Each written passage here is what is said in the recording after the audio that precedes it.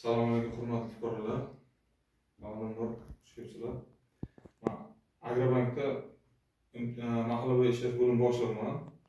Imtiyozli kredit olmoqchi bo'lsangizlar,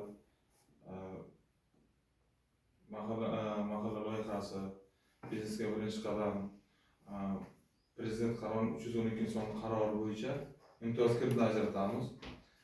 Bizda mahalla loyihasi bo'yicha kredit 50 milliongacha deymiz. 50 milliongacha bu 25%dan bu platforma bo'yicha bularga misol bir 15 minutlik vaqtda bu misol ajratilish faqat kafillik bilan, sug'urta polisi bilan beriladi.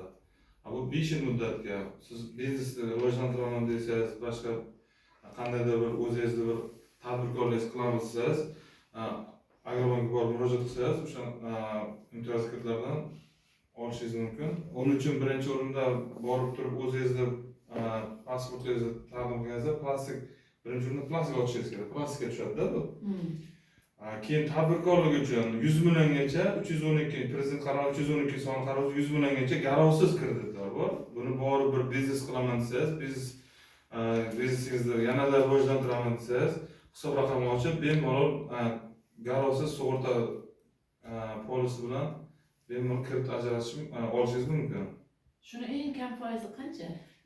Eng kam foizi 20% hozirgi. Bu kimlarga beriladi? Bu yuridiklarga beriladi. Bunda Jismoniy shaxslarga mana bu mahalla loyihasi biznesga birinchi qadam bo'yicha 25% bo'lgan.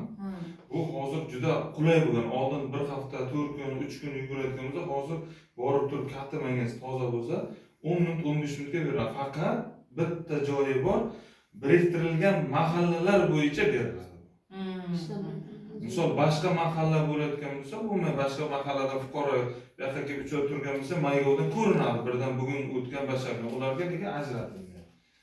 Misol sizga keladi, men deb uchratga qo'ydim dedim, bo'lgan voqealar masalalar bo'yicha, u bo'yicha erta maqsadsiz bo'ladi-da. Birinchi bank prokuraturaga oshish boshqasi ham, u yerda eng qiziq mahallaga kelib taqaladi. Shuni aytaman-da.